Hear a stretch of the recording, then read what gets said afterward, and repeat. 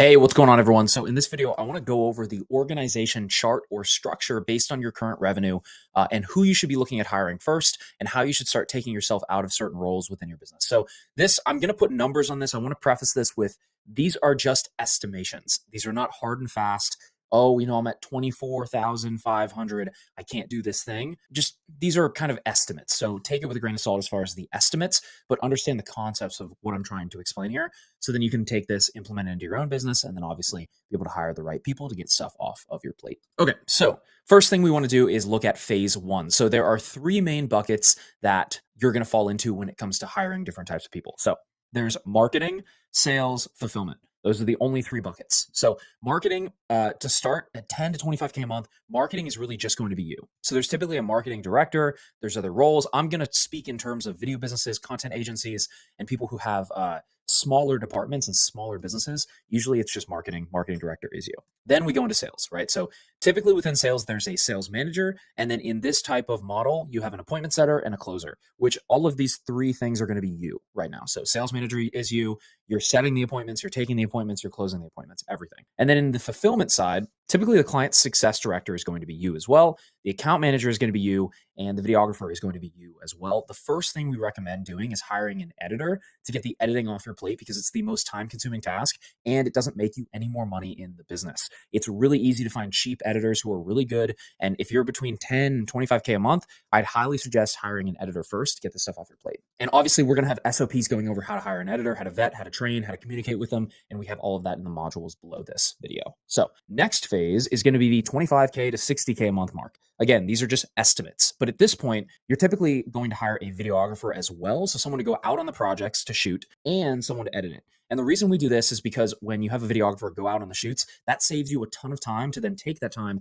and invest that time back into sales to grow the business to get more clients. So if you look at the theme here, I want to remove myself from all of the fulfillment tasks as soon as possible so I can focus on making the business more money and making more sales in the business to then get more money to hire more people. That's the whole point here is like, think of it as a football team, right? So at first you're the quarterback, you're the running back, you're everybody, you're just trying to get the ball down the field. And then as you start to build more revenue, you have more money to hire more players on the team. So now you could hire a better quarterback than you. Now you could hire a better running back than you. Now you can hire better defensive line than you, right? So we're building up this revenue and our only goal is to make more money in the business so we can hire more people in the business to start taking ourselves out of things. But the last thing we ever take ourselves out of is revenue generating opportunities and revenue generating tasks. So you're going to stay in sales for as long as humanly possible because while fulfillment is important, it's not the thing that makes the direct money upfront.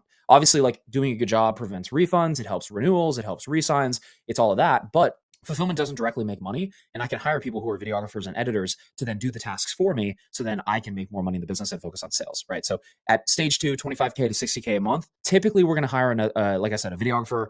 We're already going to have an editor, and you may have more than one depending on how many clients that you have. But then you're still the account manager, you're still the client success director, you're still the sales manager, you're still the appointment setter, you're still the closer, and you're still the marketing director, meaning like you're recording the ads, you're editing the ads, you're putting those out, you're buying the media, you're running everything, right? So you're still doing all the marketing and all the sales, but you're starting to take fulfillment off your plate. Now we look at phase 3. This is around 60K a month to 100K a month. And so what we did in this phase is we hired an account manager. Now you may be asking, what is an account manager? Well, an account manager is simply someone who communicates with the client and is the liaison between the client and the video and editing team. So let's say the client closes, you close them, you would then pass them off to the account manager. The account manager would take them through their Monday board, their client journey, whatever it is that you have set up on the back end. And then that account manager would then basically delegate the tasks of, hey, so-and-so who's the videographer, you're going out to shoot on these days for this project. And then the editor would then send that content. The account manager would then take the content the videographer made, send it to the editor, instruct the editor on what it is that they need to do. And then basically the editor would send the revisions to the account manager who would then send it back to the client, get feedback from the client, and then send that back to the account manager. And the account manager would send the feedback to the editors and the videographers as well, depending on what they need. The account manager is basically like a client success person who would then be doing the daily back and forth between the clients and making sure that everybody's happy. And typically we have them in a Slack channel with the client, and they're making sure that the client has everything and they're on top of everything. And then you're typically the client success director is the person managing the account managers. And so typically that's still you. and you're doing all the sales and you're doing all the marketing. And in here, I added media buyer and in-house media creation team. Typically for an in-house media creation team, that's someone who's like editing your ads or someone who's shooting your ads. It's a media team who's doing that. And the media buyer is still you, and the in-house creation team is still you as well. You're fielding the leads, taking the leads, closing the leads, and then you've just relieved yourself of a little bit of duty over here as the account manager, and you have someone who's managing that as well. And typically here you have enough margin to be able to pay these 3 roles. Now, when you get above 100K a month, you can get to about 100K a month with this model. And then at 100 to 150K a month, you're typically going to want to start looking at an appointment setter, someone who can field the appointments and qualify them and then put them on your calendar. And then you still have the same team as well on the fulfillment team. So I've added a commission only appointment setter, someone who can call the leads, vet the leads, and then make sure that they are quality. So then I can take the leads and close them as well. And then typically at stage 5, this is when you would hire a closer as well, which is probably one of the more difficult hires because this is the last person who's going to be generating revenue for you before when the lead comes in.